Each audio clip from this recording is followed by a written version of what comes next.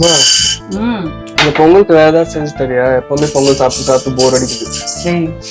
பொங்கல் தானடா பண்ணுவாங்க. சரி, பொங்கல் மாதிரி வேற ஏதாச்சும் பண்ணு. மடாலி பண்ணவா? மடாலினா ரொம்ப வருஷத்துக்கு முன்னாடி ஒன்று பண்ணி கொடுத்துருக்கேன். சரி. ரொம்ப டேஸ்டியா இருக்கும். இந்த கடலைப்பருப்பு வறுக்கிறத மடாலிக்கு வறுக்கிற மாதிரி வச்சுக்கலாம். சரி, சரியா? செஞ்சு தரேன், சாப்பிட்டு பார்த்துட்டு எப்படி இருக்குன்னு சொல்லு. ஓகே, சரி, செஞ்சு சொல்லு. ஹாப்பி பொங்கல். ஹாப்பி பொங்கல்.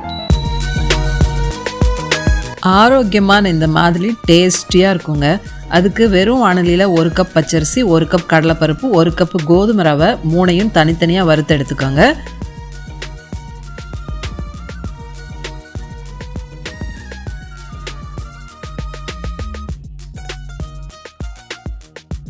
இது கூட 2 ஸ்பூன் கசகசா வறுத்து சேர்த்துடுங்க.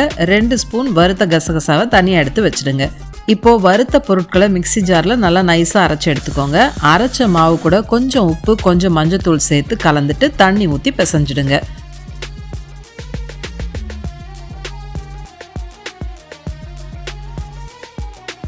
பிசைஞ்ச மாவை சூடான தோசைக்கல்லில் சின்ன சின்ன ரொட்டி மாதிரி சுட்டு எடுத்துடுங்க.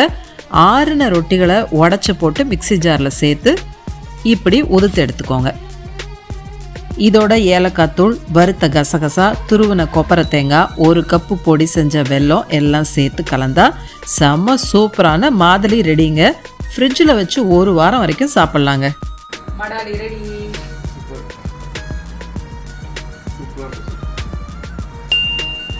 நீங்களும் இதை உங்க வீட்டில் செஞ்சு பார்த்து சாப்பிட்டுட்டு எப்படி இருக்குன்னு சொல்லுங்க.